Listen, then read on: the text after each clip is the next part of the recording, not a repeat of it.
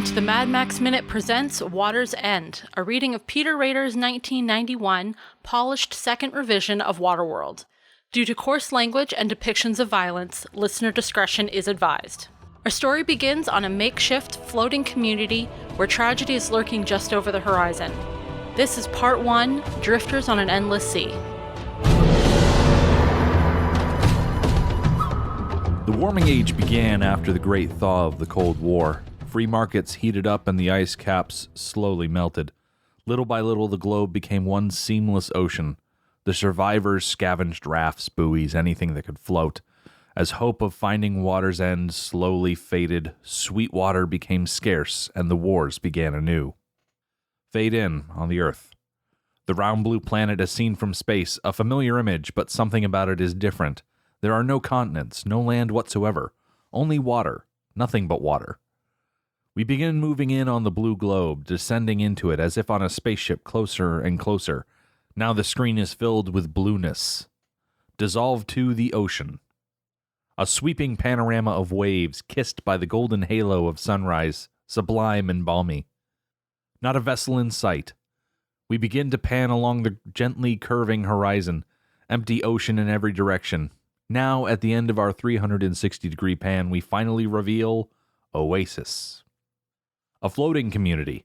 Several dozen vessels of all shapes and sizes tied together bow to stern in a large ring. They are connected by planks and bridges. We move closer. There are boats of every description. Tugs, trawlers, Chinese junks, river barges. Most are simply houseboats for the various families.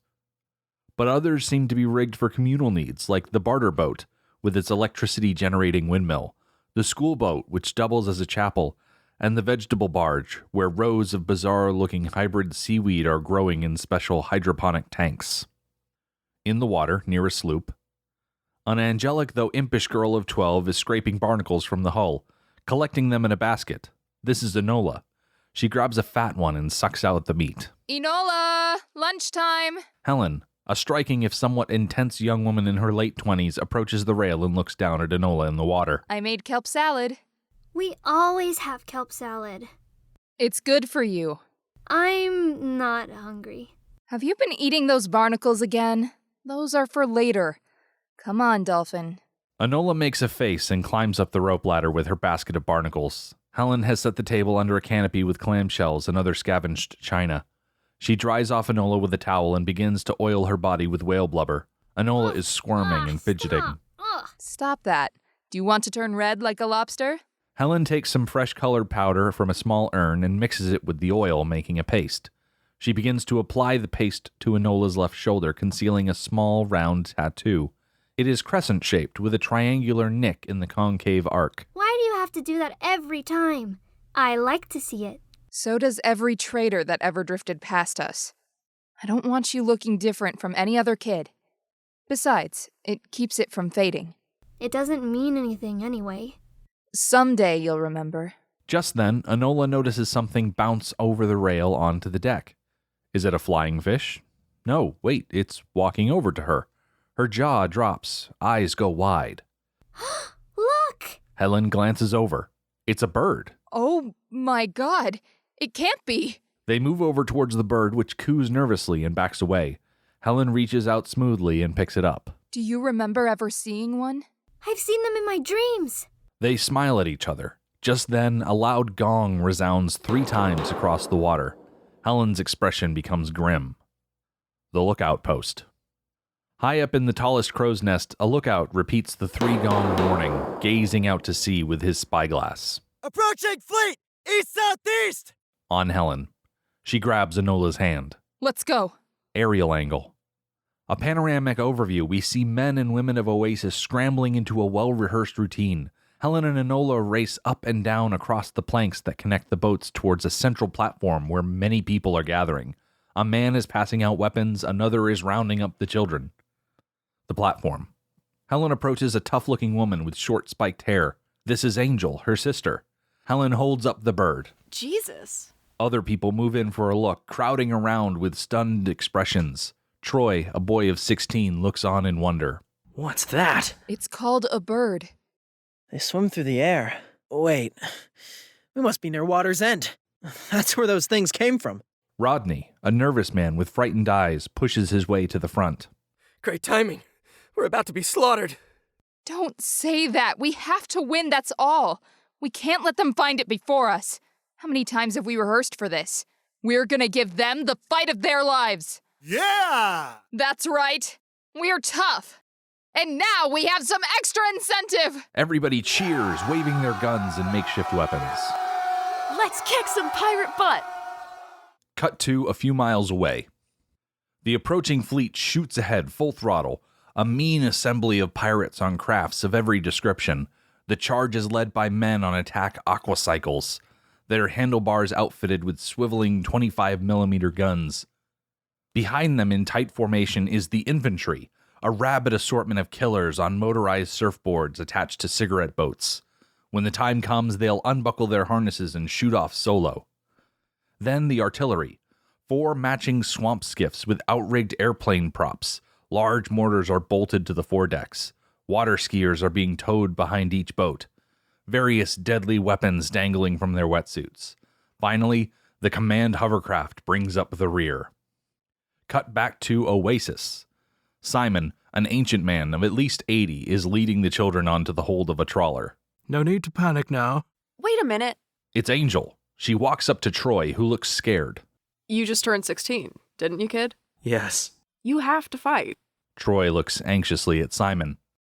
Those are the rules, Troy. Don't worry. I'll take care of him. Follow me. Cut to another part of the ring. Helen races along hand in hand with Enola. They come to the vegetable barge, where Helen pulls an oil drum out of a recess. She lifts the lid and Enola climbs inside the barrel. Helen hands her the bird. Take the bird, too. I don't want them to find it. Helen grabs an oxygen canister and checks the valve. She puts it in the barrel with Enola. It's set so you have air for an hour. Don't touch the valve. If you overpressurize, they might see the bubbles. You said we were going to win, so why do I have to hide? A little tear begins to snake its way down Enola's cheek. Go on, Dolphin. Be brave. She reaches inside a pouch and pulls out 2 circular glass pendants, clear crystal medallions protected in leather sleeves. Helen hands the smaller one to Enola. Remember these? Our lucky amulets. As long as we wear them, we'll never be separated, right? Right. Enola puts it around her neck. Helen does likewise. They hug. Then Enola ducks inside the barrel. Helen secures the rubber gasket and the lid. She heaves the oil drum over the edge of the barge, and a thin nylon rope pays out as it sinks. The pirates. We are back in the thick of the attacking vessels, blasting ahead at breakneck speed. The roar of the engines is deafening. White water splashes around us wildly. The pirates are screaming demonically as combat adrenaline surges through their veins. A mile ahead, Oasis looks doomed. Cut to a series of close-up shots, pre-battle montage. Rodney is prepping one of the defensive cannons, an old relic, Spanish galleon style. He pours in some gunpowder and loads the massive ball. Other men and women load bullets into rusting revolvers. Survival knives are strapped to thighs, spear guns pumped up. Angel and Troy have taken positions on a barge. They are placing the Molotov cocktails on the deck at even intervals. You good with guns, kid? I'm scared. Cut to the pirate aquacycles. Camera is on the handlebars of the lead bike looking back at the bloodthirsty mob. We bounce insanely as the cycle surges over the waves and smacks down into the troughs. Carlos, the driver, cackles like a madman. He's the first pirate we've seen close up, and he is scary. Tribal-style war paint smeared across his face, a pierced nose with a large fishbone, his hair a shock of blue flying back like satanic flames. On his forehead, a self-inflicted triangular scar, and his eyes, they are beyond description, a quasi-primordial post-punk. Cut to a houseboat. Helen straps a flamethrower onto her shoulders. She crouches beside the outside rail and looks out towards the approaching horde, almost within range. Come on, you bastards. Aerial angle. The pirate vessels surround Oasis, and all hell breaks loose. The artillery mortars bombard the flotilla with cover smoke. Surfers peel off from the cigarette boats and blast through the smoke, firing at everything in sight. Rodney tries to aim his cannon, but is blinded by the smoke screen. Before he can react, a surfer bursts through with a lasso. Rodney hurries to intercept him.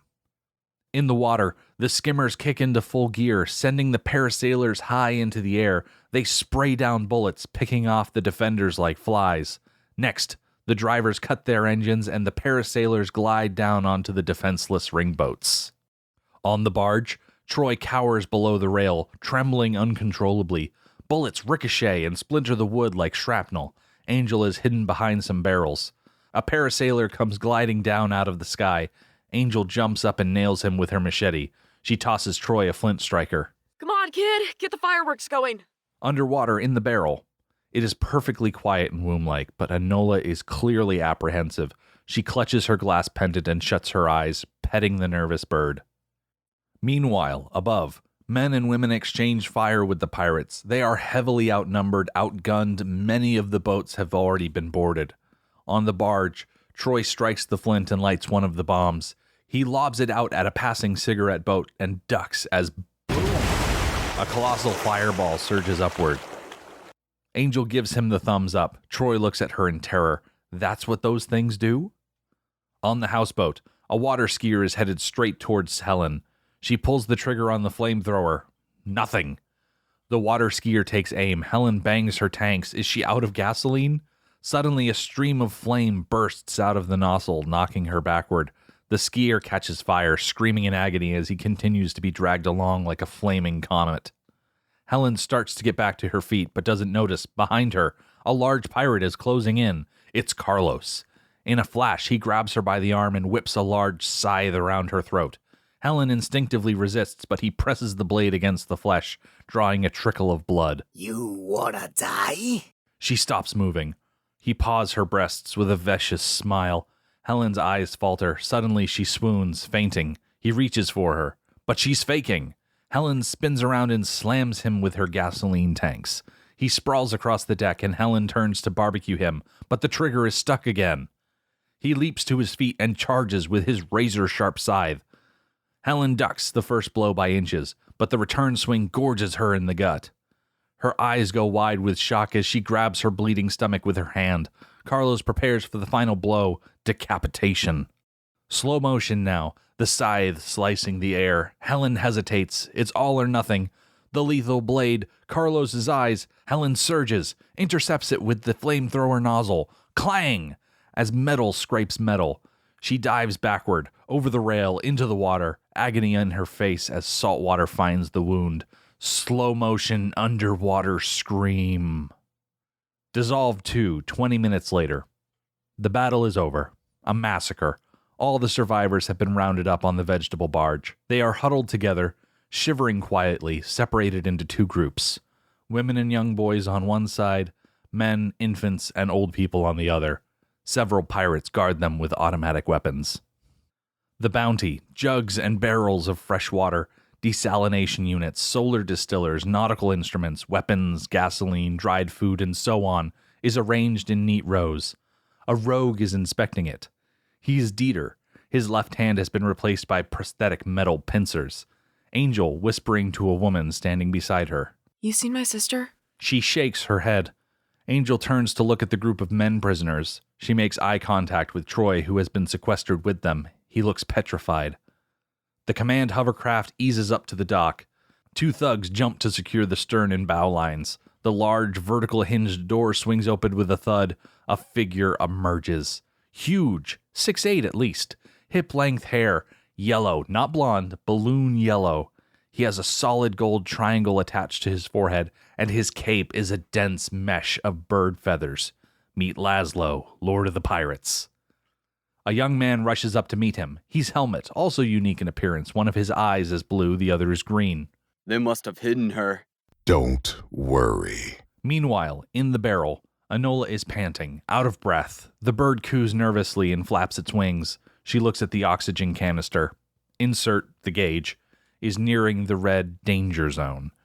Back on the platform, Lazlo moves forward and addresses the prisoners. Take me to your leader. No one speaks. Lazlo surveys the faces before him. We have no leader. It's a round-table democracy. Spoken like a leader. Lazlo yanks him away from the others. The crowd reacts with concern as Lazlo manhandles the old man. Your people are very loyal. This is good. Above all, a leader needs loyalty. No? Let me show you. A torch.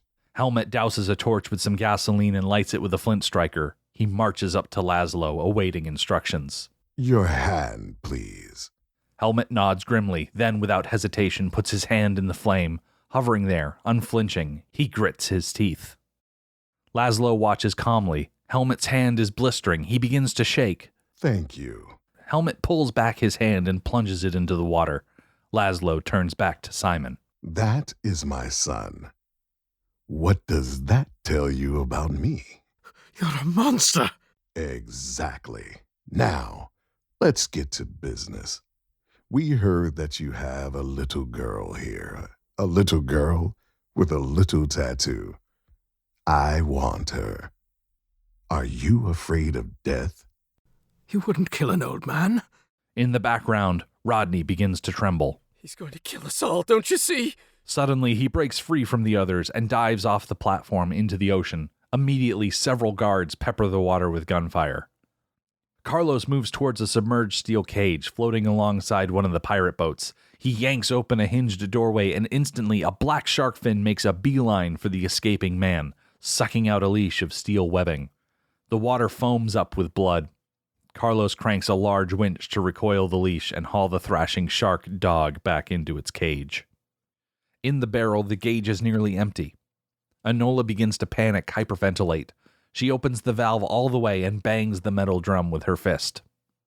Underwater, a small trickle of bubbles begin to ascend from the escape valve on the barrel. We follow them up to the surface.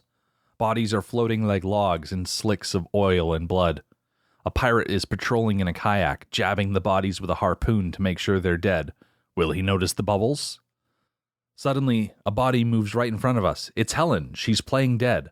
Directly before her nose, a stream of bubbles is frothing up to the surface. She sneaks a glance around and makes a sudden decision, holding her breath, diving. Underwater, Helen follows the nylon cord down to the barrel. She bangs a signal on the lid, then works to remove the latches. The first one opens, but the other two are stuck, rusted. Inside the barrel, Enola gasps for breath. She's suffocating. Water begins seeping in through the crack, filling up the drum. On the platform, blam! Carlos has blasted away half of Simon's head with a pistol, point blank. Next volunteer, please. Underwater, the second latch finally snaps open. Helen is running out of breath. She pulls at the final latch with all her might, blue in the face. Above, the pirate in the kayak has spotted the bubbles. Over here! Several pirates converge on the adjacent platform. Below, in the barrel, Enola has passed out. The water level is up to her chin. Underwater, the latch is still frozen shut. Suddenly, Helen feels herself being hoisted up. Someone's pulling the cord from above. Helen looks up in panic. She attacks the latch with a renewed frenzy.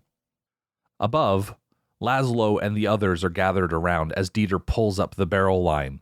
The barrel breaks the surface. Dieter wrenches off the cover with his mechanical hand and Lazlo peers inside. Just the bird.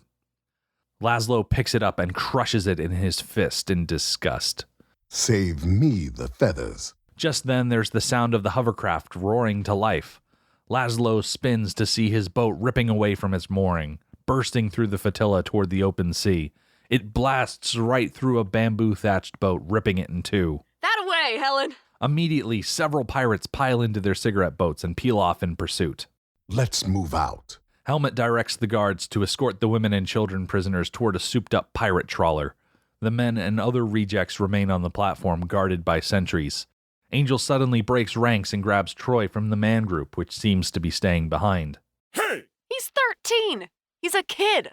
What are you doing? Just keep quiet.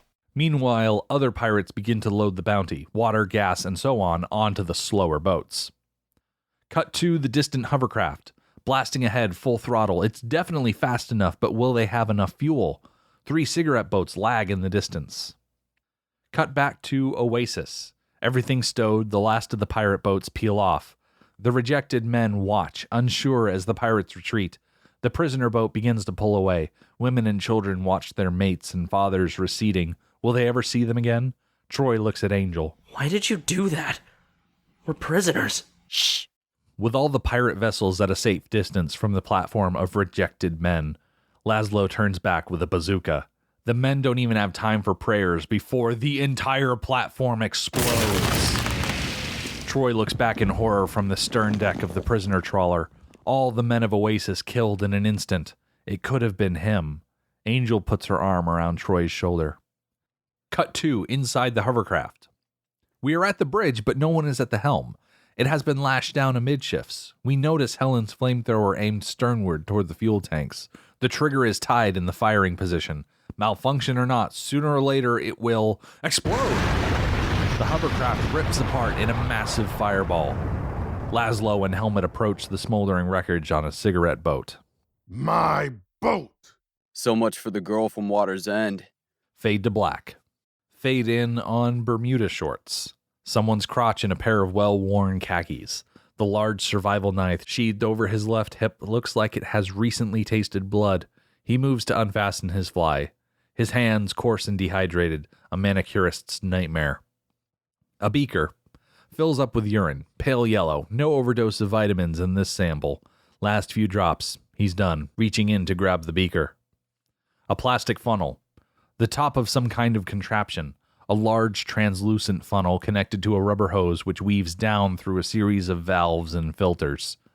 He pours the urine into the machine and we follow its progress downwards, through a paper filter, along a glass tube, down a rubber hose. Suddenly we come to something organic in the chain, a large, slimy, steaming kidney. The organ pulses with the flow of liquid, processing it, pumping it into the mechanical remainder of the contraption which concludes in a copper faucet. Somehow, a living organic kidney has been incorporated into this bizarre chain, but those familiar with anatomy will notice that it is backward. The urine is being forced into the wrong end of the kidney. Indeed, he places the beaker under the faucet and opens the spigot and out rushes pure, clean H2O. He's reversed the excretion process, turning urine into water. As he puts the beaker to his mouth and swigs it back in one gulp, we see his face for the first time. Rugged, weather-beaten, no sentimentality here. This is Morgan, a drifter in his early 40s. Morgan puts down the beaker and raises a pair of binoculars to his eyes.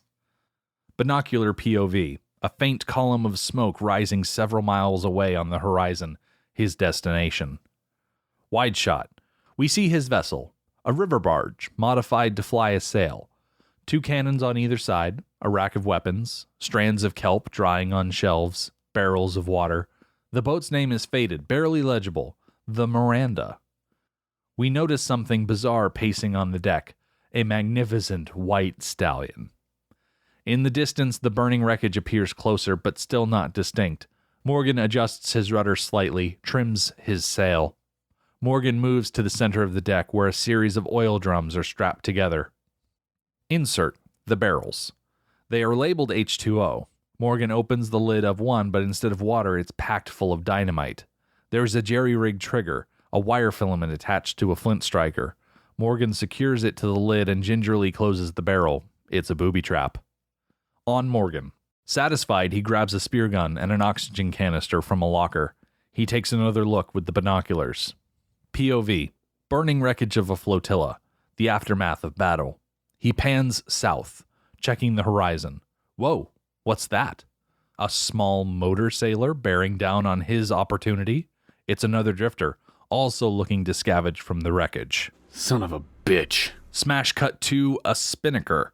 Surging out of its sail bag, the rainbow-colored nylon balloons upward with wind as Morgan hoists up the halyard. He rechecks his rival through the binoculars. Let's see you beat that, pal. There's a distant rumble. Morgan cups his hands behind his ears to hear better. An engine. Goddamn asshole. He races inside the bridge. The bridge. Morgan rummages below the counter for a can of gasoline. He swishes it around a few times. It's pretty low. Shit. He scrambles outside. The stern deck. Morgan leads the horse to a rotating yoke. He harnesses it in, slaps the horse's rump. It begins walking round and round, turning a gear which drives a jerry-rigged paddle wheel. Morgan grabs the yoke and pushes alongside the horse. The sound of the other guy's engine becomes tauntingly louder. Morgan looks at his rival. They are converging from different directions in a triangle, but his engine is at least 5 horsepower and Morgan's only got the 1 horse. It's hopeless. But now the engine sputters, coughs a few times, and dies. He's out of gas. Serves you right, gas-guzzling stinkpot. Binocular POV. A scrawny guy, looks hungry. Morgan pans north about 200 yards away. The wreckage is looking more promising. It's at least 24 ghost boats, some burning, others ransacked. No survivors. Wide angle. Morgan grabs an acoustic megaphone from the stern locker. He moves to the port rail. Ahoy, drifter! I claim this flotsam. If you approach, I'll kill you. I repeat, keep away until I have sailed. Amid the smoke, later. We are surrounded by floating debris, the remains of the flotilla in the typical ring formation. The Miranda is drifting in the oily center water near a floating platform. Morgan drags out another contraption, some kind of slanted rubber conveyor belt. He sets it up on the stern, angling it into the water, attaches the horse to another harness, and the belt begins to move. The oil and water travel up the tilted belt, separating as they do. The heavier water slips back into the sea, the more viscous oil sticks to the rubber and moves up the belt until it falls over the lip into a container that Morgan has set up. He's skimming oil. Morgan glances at the other drifter who waits patiently, sails lowered, about 50 yards away. He grabs his spear gun and leaps onto the nearby platform, tying down his barge with a loose line, leaving his horse to continue skimming. Morgan looks around at the ring of ghost vessels. Wind whistles through large holes in the hulls, gorged by stray artillery shells. A bridge door bangs open and closed, hanging from one hinge. In the distance, a windmill power generator squeaks round and round. We recognize this from Oasis. Morgan focuses his gaze on a severely charred platform across the way, all but burnt to a crisp. That's where he wants to go. He begins to make his way from ship to ship. They've been stripped clean of every conceivable scrap. Ne'er a cleat remains. Even the decking has been ripped up for scavenged lumber. The burnt platform. Morgan boards it with a grim expression. Amid the charcoal timbers are roasted human remains. Morgan picks up a skull with cool detachment. Still plenty of flesh. This was recent. He drops the skull, looks around for clues. Something catches his eye. He kneels down, picks it up. It's a feather. A feather attached to a fragment of cloth. Morgan stares at it, an intense expression. Unblinking, his eyes speak volumes. A boy, about 4 years old, somewhere else, another time. He's found a bird. One of his eyes is green, one is blue. He holds up the bird, a big smile. Daddy, looks! An animal! Back to Morgan, thinking, staring at the feather. There's a thud. Morgan spins. It's the other drifter boarding the platform behind him. That little fucker! Morgan races to intercept him. The drifter drops his rope sheepishly. He's emaciated, looking like he hasn't eaten in weeks. Listen, stranger. I gave you fair warning. I kill people who cross me. You got it? Morgan cocks his gun for emphasis. The drifter nods diminutively. He's too weak to speak. You ain't gonna find nothing to eat here. Unless you're a cannibal and you like it well done. Anything. Morgan looks at him for a moment. This was recent. You see them sail? The drifter can't stand it any longer. He's salivating. Please. Which direction? The drifter points weakly. East? Oil trail. Morgan looks where he pointed. Sure enough, there's a narrow slick of oil receding into the distance. One of the pirate boats must have been leaking. Morgan turns back to the drifter. Okay, pal. Dig in. The drifter dives down, grabs a bone, and attacks it. Don't eat too fast. You'll get sick. Dissolve to dusk. Morgan is at the bow of the Miranda. In the background, we see the remains of Oasis receding in his wake. He's got an old rag wrapped around a stick in one hand, a compass in the other. He dips the rag in gasoline, lights it with a flint striker, tosses the burning torch ahead in the water. Suddenly, the oil trail ignites and shoots an arrow of flame along the floating bead towards the horizon. It's like a comet. Morgan checks his compass. East-southeast. Dissolve to Lazlo, addressing an assembly. It's night, and he speaks. We pull back, revealing more and more details of the pirate encampment. It's an imperfect world, gentlemen. There will always be strength and weakness. Lazlo is seated on his throne platform. Around him stand Helmut, Carlos, and Dieter. Above them is a massive water tower, the central node of the pirate flotilla. Why not be on the side of strength? We offer you an opportunity here, a last chance for redemption. You're at an age where you can still choose your own path. Huge hoses spill down from the tower reservoir like gigantic umbilical cords, sucking up fresh water from the pirate vessels that have docked to unload the latest bounty. Resistance takes so much effort. And what's the point? No one will ever defeat us. You know that in your hearts. Behind Lazlo, the sheer magnitude of the pirate flotilla is becoming evident. Hundreds of boats, the best and fastest, berthed in a haphazard town of several acres. Gaslights burn in every vessel, and shadowy figures stumble across the planks from boat to boat, bottles in hand, the sound of laughter, music, and general debauchery. Look around you, my sons. You could be part of this. And loyalty is so effortless. Do what you're told. What could be simpler? We have pulled back enough to reveal the people Lazlo is addressing. Several dozen young boys, the ones from Oasis, standing in a triangular formation. But their appearance has changed. They have been branded with the pirate triangle in their forehead. Their faces are streaked with war paint. Troy is standing at the peak of the triangle, facing Lazlo directly. Lazlo looks right at him. I offer this to you, the chance to be one of us, part of our family. I have a dream for us, gentlemen, that when we find Water's End, and we will find it first, that it becomes a place of strength. I see no room for sickness there, for disease, the crippled, the enfeebled, just strength. Perfect physical specimens, perfect discipline, pure strength. Do you have it in you to be part of this dream? This is the final question. Lazlo stands up. My sons will supervise your training. He leaves. Dieter moves towards the boys. It's pretty simple. Bend or break. You either join us or die. Carlos teaches you how to fight. If you survive his little seminar, you'll be halfway there. Helmut makes eye contact with Troy, who looks utterly petrified. He moves closer to him at the top of the triangle. I was standing there once. It's not so bad.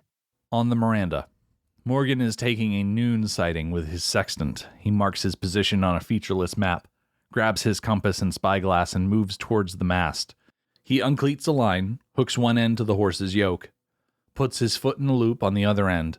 Morgan slaps the horse on the rump. It walks towards the stern, hoisting Morgan up the mast. He checks his compass, looking out with the spyglass. Nothing. Cut to sunset. Morgan collects the strands of kelp drying on the racks. He crumples them up and puts them into a pail, carries it over to a trough, and pours some out. Dinner time. Morgan grabs a handful for himself and munches on it. He carries his pail to the kelp locker and opens it up. He starts to fill the bucket, then notices something. A long blonde hair. Morgan holds it up, almost indiscernible at first. Immediately, he jumps to his feet and races towards the bridge. Inside, he grabs his spear gun, loads 2 bolts, and pumps it up. He unbuckles the sheath of his survival knife. The stern. One by one, he yanks open the lockers, thrusting the spear gun inside. He's taking no chances as he works his way forward. The bow. The forward lockers seem to be in order. He checks the shadowy recesses between pieces of machinery. There is a noise behind him. He spins instantaneously, drawing his knife. It's the horse. Morgan hesitates. He leads his horse inside the bridge, then reemerges. Night has almost fallen. Morgan rummages in a chest for an old lantern. He shakes it to see if there's any kerosene left and lights it with a flint striker. Meanwhile, inside, we are below the floorboards, looking upwards through the cracks, a mysterious POV. The horse clomps around directly above us. Now we see Morgan entering the bridge. As he moves around the cabin, swiftly checking all of the corners, we catch glimpses of him through the cracks. Then he disappears. We hear a board creaking. Where is he? Suddenly, the planks rip open, and above us, Morgan is glaring down at us, his weapons drawn. Reverse angle. It is little Enola, cowering in a recess under the floorboards. Get out of there, you little... In that instant, Helen comes flying out of nowhere. She leaps onto Morgan's back, looping a fish-line garrote around his neck. Morgan thrashes backwards. He lashes out with his knife, but Helen deftly avoids the blade, pulling the fish line with all her might. Morgan spins around, trying to free himself with centrifugal acceleration. His face is turning red with the buildup of pressure. Helen bashes against the side of the cabin as they turn. An avalanche of fishing rods spill off a rack. Nautical instruments are flying everywhere. The horse begins to shake its head and rear, slicing the air with its hooves. It kicks Morgan's arm, sending the knife flying. It lands inches from Enola's nose as she climbs out of her hiding place. Helen is still choking Morgan with both hands. The spear gun fires, slamming a bolt into the starboard wall. Enola looks around for a weapon. Helen can't hold on any longer. Still weak from the pirate wound, she releases, slumps onto the ground. Stop! She's got a revolver. Enola points it at Morgan with both hands. Don't kill her! We don't want to hurt you! You could have fooled me. It's a standoff. Morgan has his spear gun leveled at Helen's forehead. Enola is pointing the revolver at Morgan's chest. Helen clutches her side, wincing with pain. Drop it before I blow her face off. Enola hesitates. She looks to Helen for advice, but she's too preoccupied with her own discomfort. Drop yours first. Morgan presses the spear gun barrel against Helen's skin. Say goodbye. Wait! She lowers the gun, lets it drop at her feet. Don't kill us, please. We were attacked by pirates. They killed everybody. We're the only survivors. Morgan pulls his gun back, a beat. They stare at each other. She's wounded. Please, help us. The man, was he wearing these? He holds up the feather. Yes. Morgan thinks for a moment. I unload you at the next flotilla. Until then, you do what I say, when I say it. You catch your own food, and you better start recycling your piss because I'm not sharing my hydro. Cut to the next morning. Helen's on the berth. Enola changes the dressing on her wound. I'm fine. The salt water cauterized it. Morgan leans in the doorway and calls into Enola. Let's go, girl. He slams the door. Helen and Enola look at each other. Go on, Dolphin. Everything will be okay. We still have our lucky amulets. The glass pendants still hang from their necks. Cut to the deck. Day. Enola is strapped up to the top of the mast as a lookout. Morgan calls up to her from below. East-southeast. I know. She looks through the spyglass. Nothing. Morgan hoists up a small green flag. Tie that up there. What does it mean? Means I have something to trade. What? You. Enola looks at him nervously.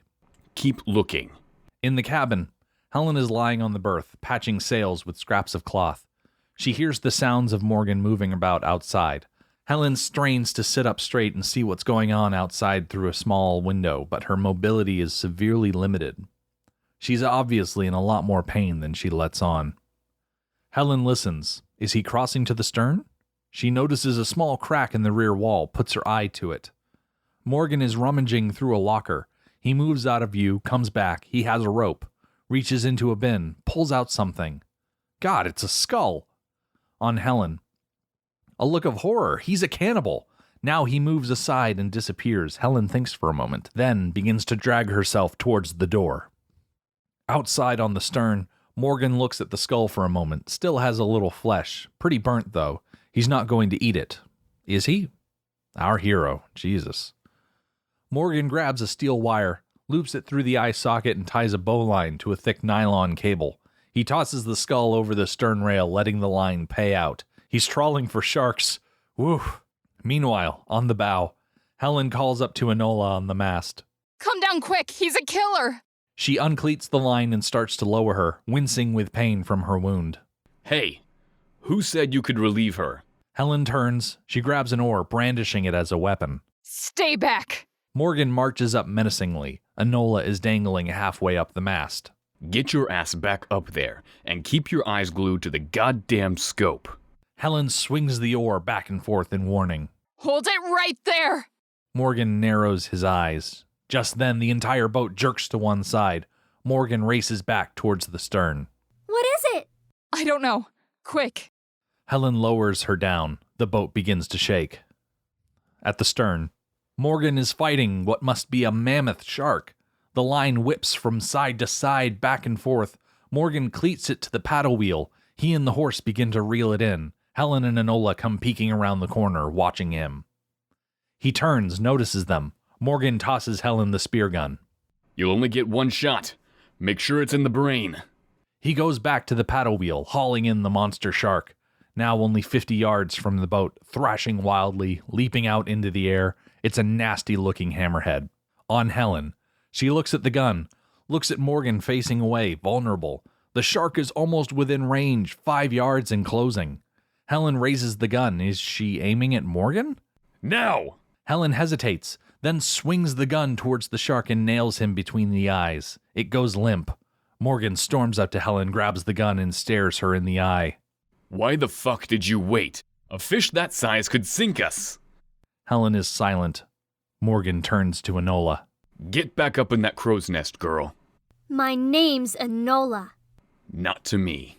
Cut to the cabin. Night. Morgan has cooked a fish soup. He ladles out the bowls. Thanks for sharing your catch. You helped. He passes out the bowls, but Enola refuses. I'm not hungry. She gets up and runs outside. Enola, come back here and finish your dinner. Can you get her, please? She'll be fine. Just wants some attention. Helen looks at him for a moment. You have kids? A son. He's dead. Helen glances at the life preserver racked against the wall. The ship's name Miranda is stenciled on it. Was she your wife? Miranda. Morgan turns to face her. I don't like questions. Sorry.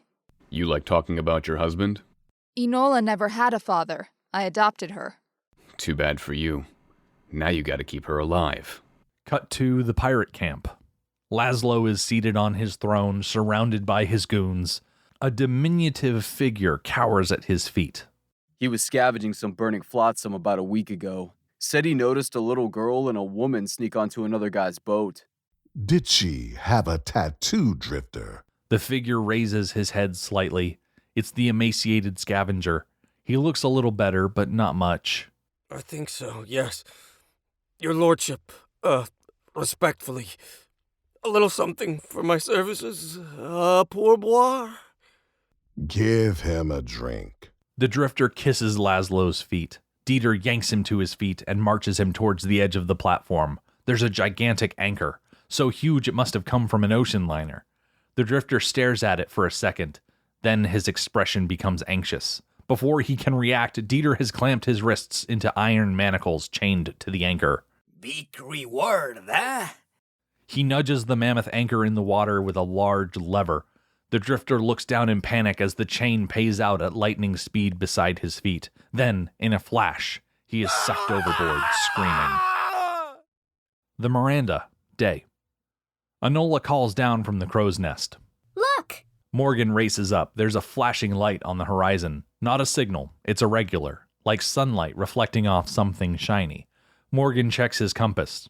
Just a few ticks off east-southeast. It's gotta be them.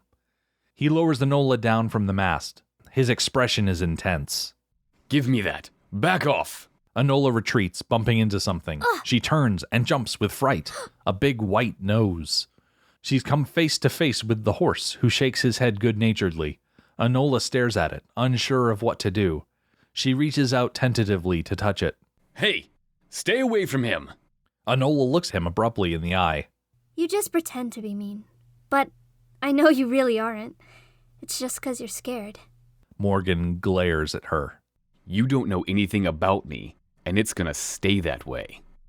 Enola sticks out her tongue at him. He ignores her, goes back to the scope. POV through the scope. Magnified, but still indistinct. Irregular flashing. Definitely something man-made. Could definitely be a flotilla. Morgan narrows his eyes. The adrenaline begins to surge. Get your mother. I want you off this boat. What do you mean? You deaf? The ride's over. Get out of here. Enola races into the cabin. Morgan crosses to his booby-trapped barrels. Once again, he attaches the wire trigger to the hook on the lid, replaces it ever so lightly. What else?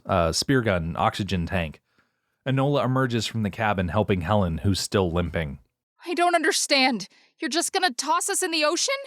Morgan's eyes look possessed. You see this barrel? There's about 400 pounds of dynamite in it. You want to be here when they set it off? No, I didn't think so. So grab a piece of wood and get the fuck overboard. This is goodbye, gang. It was nice to know you. We wouldn't stand a chance out there. You can't do that to us. She's still hurt. You don't get it, do you? I don't give a shit about you. Enola looks hurt. What about you? You're going down with the ship? And what if I am? Enola has noticed something. She points eastward. It's gone. The flashing has stopped. Shadows suddenly disappear. Morgan looks up at the sun. It's been obscured behind an enormous gray cloud. Morgan smells the air. Strangely still, the sail motionless. The sky turns silver. The horse neighs nervously. God damn it! Move! Get inside and secure everything! They bolt. Morgan quickly straps in all his barrels, lowers the sail, and lashes it down. Inside, Helen and Enola are busy stowing things in the lockers. Morgan comes in with the horse. He clears one wall and straps the horse against it with thick webbing. He tosses Helen some rope. Tie yourself down. I'll get her. The wind begins to whistle around the cabin. The barge rolls with the growing swells. Enola climbs onto her berth and begins to strap herself down. Morgan comes over to assist her. I can do it myself. On the ocean, the winds are picking up fast. The tiny barge begins to look dwarfed by the size of the waves. It rises up 20 feet with the swells and crashes down into the troughs, spraying up whitewater. In the cabin, the small room begins to roll nauseatingly. The wind howls through the cracks. Morgan staggers over to a free wall and ties himself against it. The horse's tongue hangs out pathetically. Its eyes are bulging. Enola and Helen are tied to their berths and are moving in tandem with the cabin, which oscillates like a huge pendulum. Outside, it's a full gale now. The sky is deep gray. Wind hammers incessantly into the tiny vessel. Water sprays everywhere. The mast soars wildly through the air like a conductor's baton. In the cabin, a locker bursts open, sending an avalanche of cargo across the room onto Helen. She winces, holding her forehead. Everything is rocking like a seesaw. The noise is deafening. Helen closes her eyes. An instant later, she is leaning over, retching violently onto the floor. She opens her eyes resignedly. The horse whinnies in agony. It begins to buck and flail against its straps. Close on the straps, the webbing is old. One edge begins to give, ripping. Enola is directly in line with the horse. She takes her glass pendant off and holds it in both hands, tight against her chest. The horse is thrashing in the background. Suddenly, the straps rip. The horse comes crashing across the cabin directly towards Enola. She will be crushed. At the last instant, the cabin shifts in the opposite direction, sending the horse sidestepping away from her. It slams into another wall, ripping open several lockers. Objects spill out and bounce around the cabin floor. Morgan unties himself to secure the horse. Enola loosens her straps wisely as the cabin shifts again, and the horse is coming back. Look out! Enola dives off her berth in a nanosecond before the horse smashes against it, crushing the planks like an eggshell. Enola is on all fours. She's lost her pendant. Objects are flying back and forth through the air. Helen screams above the bedlam. Get back to your berth! But Enola has spotted her pendant on the opposite side of the cabin floor. She's crawling for it. The horse stumbles by epileptically, stomping inches from Enola's hand. Outside, the mast is whipping back and forth with the relentless wind. It bows at an unimaginable angle and snaps suddenly, smashing into the cabin. Inside, the mast comes crashing through the cabin boards, gorging a window-sized hole in the starboard wall. Morgan has managed to get the horse and himself strapped down. But now Enola's pendant slides across the floor towards the hole in the starboard side. She starts to move for it. No! Enola! Get back here! Enola is determined to retrieve her glass amulet. It's sliding towards her now. She reaches, inches from her fingers. Now the boat rolls the other way, and the pendant slides back towards the hole in the wall, stopping a hair short of slipping onto the deck. One more roll and it'll be lost forever into the ocean. Enola races across. Enola! Don't! Helen loosens her straps. She starts to sit up but winces in pain. Her belly wound is still raw. She hesitates. The room rolls again, and Enola's pendant slides outside. She leans out to reach for it. Suddenly, a flood of water sweeps past and sucks Enola outside. No! On Morgan, looking at Helen, at the hole. Smash cut 2, the young boy, screaming.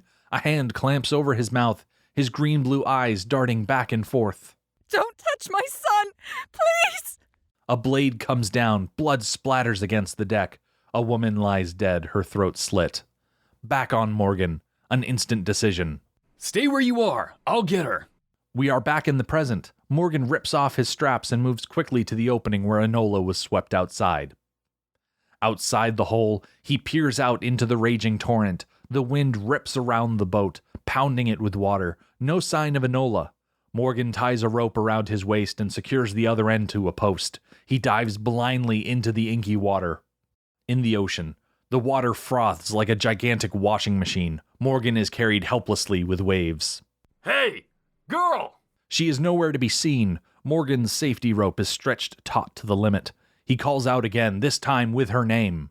Enola! Here! Another 30 yards out, he's going to have to untie himself, but the instant he does so, he is sucked away from her. He's helpless against the unyielding wash. Morgan spots the broken mast floating to his left. It's his only shot. It takes all his strength to swim up to it. With his last surge of energy, Morgan swings the mast towards Enola. She grabs it, holding on for life. Morgan paddles against the raging waves, guiding them back to the boat, one arm against the titanic power of the ocean. On the boat, Helen is standing near the rail. She tosses out a life preserver on a guideline. It falls near Morgan, but he relays it to Enola.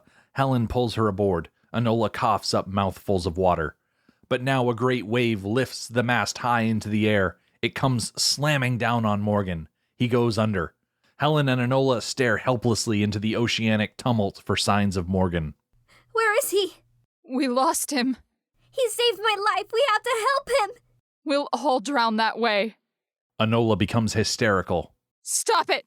There's nothing we can do! Helen opens the door to the bridge cabin and guides Enola inside as she continues to struggle. In the bridge, Enola is in shock, screaming and flailing her arms. Helen forces her onto the berth, starts tying her down. Wait! Quiet, Enola! Helen cups her hand over Enola's mouth. Enola seems to be trying to say something, gesturing with her arm. Helen grabs the arm and ties it down, ignoring her pleas. Enola's POV, she sees a hand struggling to claw its way onto a purchase through the starboard hole. Outside, Morgan is dangling from one arm off the starboard side of the hull. Waves crash against him, challenging his grip. Inside, the fingers are still slipping. Will Helen notice? On Enola, she wrenches her hand free and slaps Helen across the face. The drifter! Helen turns. She dives to help Morgan. Their hands come together, locking at the wrists. She hauls him aboard. Dissolve 2, dead calm. Balmy, flat ocean. The devastated barge floats quietly in the storm's aftermath. Morgan is busy resurrecting the mast. He's harnessed the horse and they are hoisting it up with a thick hemp cable. The green trading flag is still flying on the masthead. Morgan's face goes red with the exertion. They've got the mast to 60 degrees. One last effort now. It's up. Morgan lashes it in place. Inside, Enola is lying alongside Helen on the berth. She is teary-eyed. You said as long as we had them, we'd never be separated. What's going to happen now? You can have mine, Dolphin. It's just as lucky. Helen ties the amulet from around her neck and gives it to Enola, who looks at it dubiously. What about you? Morgan enters through the door and glares at them. He's out of breath, a fountain of perspiration. What are you doing? I told you to clean out the bilge. She's still upset. Upset? My boat's been wiped out. She almost got us all killed over a stupid pendant. Don't tempt me. I've got a bad side, and you don't want to see it. Morgan reaches out and pulls Enola from the berth. Get to work. But suddenly, Helen grabs Morgan's wrists and yanks him down to face her. Don't ever touch her like that again. I make the rules around here. You're stowaways. I usually kill stowaways. Enola begins to cry. You're just a little pirate, aren't you? Morgan raises his arm to hit her, but restrains himself. Enola has stopped crying, but now is looking at Morgan with terror in her eyes. Who is this man? Morgan stares back at her. Close on Enola's eyes. Going within, remembering. His son's eyes, blue and green, smiling back at him. On Morgan, he softens impulsively. Morgan picks Enola up in his arms and marches her outside. Helen moves to intercept him, but winces with pain, clutching her bandaged wound. On the deck, Enola holds on warily as Morgan carries her purposely across the deck. Where are they going? Overboard? Morgan stops at the horse. He lifts Enola up and places her on its back. Enola's expression goes through the following range: terror, bewilderment, curiosity, intrigue, excitement, and joy, all in about 3 seconds. She begins to pet the horse's mane, looking cautiously towards Morgan for approval. I knew you weren't mean. Morgan half smiles. You don't talk to people much, do you? No. What's your name? A beat. I don't need a name. On Helen, she's on her feet, watching them from the doorway of the bridge. Helen can't hear what they're saying, but Morgan clearly will not harm her child. Angle on Enola, she looks at the horse. You're from Water's End too, right? That's where you got the animal. I saved him from a sinking cargo ship. What do you mean, too? Enola glances at Helen for a moment. She hesitates. Helen found me when I was a baby in a boat full of earth greens and sand. Also the class amulets. That's why they're lucky. Morgan takes this in for a moment. Then, why are you telling me? You can help us get back there. I'm not looking for Water's End. Oh, what do you mean? Everyone's looking for it. Not me. Don't you dream about it? Morgan shakes his head, expressionless. Close your eyes. Why?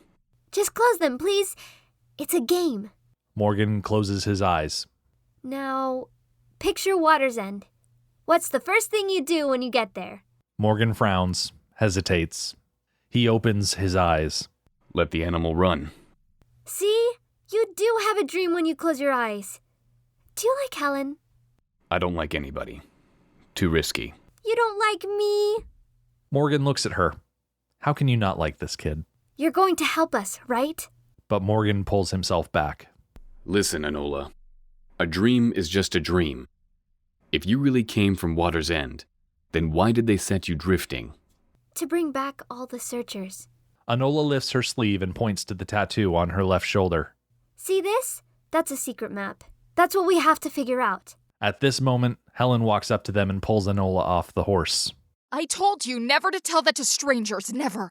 Are you crazy? Cut to the bow, night. A cloudless sky. The stars shine brilliantly. Morgan is alone, charting his position against the constellations. He lifts up his sextant. Now Helen approaches from inside. What are you doing up? I'm feeling better. I thought maybe you wanted some company. Morgan looks at her. Company? I never had a chance to thank you for saving her. Don't bother. It was crazy. I wouldn't do it again. They look at each other. What are you thinking about? We were so close to them. I could taste it. Now it's back to 0. He turns back to his sextant. Helen studies him for a moment. That's all he thinks about? Pirates? She shakes her head, looks down, tries another tack. My grandfather used to tell the stories about the Great Thaw. As the water rose, the animals went higher and higher, until there was no place left but the stars. I used to know all of their names. She looks up at the stars, thinking. She points at a constellation. Leo. That's one. He was the strongest. Helen studies Morgan's horse for a moment. Your animal. God, it's been so long. Taurus? No, wait. Pegasus, that's it. He's a Pegasus. Enola likes him. Yes. She likes you too. A beat. They stare at each other. It hangs there for a moment. Then Morgan looks down at his charts. Helen sighs. I want to go with you. What? Find those pirates. Morgan frowns. They took prisoners when they attacked us, women and young boys. My sister's there. That has nothing to do with me. Revenge. That's all you care about? And what if it is? That makes you just like them. The Mad Max Minute podcast is a fan project by Rick and Julia Ingham. Our opening music is by Daniel Bautista. Our website is madmaxminute.com. You can follow us on Twitter at madmaxminute, like us on Facebook by searching for Mad Max Minute, and support the podcast by visiting patreon.com/madmaxmin. Narration by Rick Ingham. Morgan, the Mariner, was played by Garrett Lamkin. Julia Ristow as Helen. Enola was played by Ashley Serrano. Lazlo, played by David Cook. Angel was played by Luka Miller. Troy is played by Chaz McPeak. Carlos, played by Derrick Alvarez. Simon, played by Andrew Latheron. Dita was played by Ryan Cade. Rodney and the Cannibal Drifter were played by Yuri Lowenthal. With Helmut played by Mitch Xander. Thank you for listening to Part 1 of Water's End, and stay tuned for Part 2, In the Clutches of the Pirate Lord.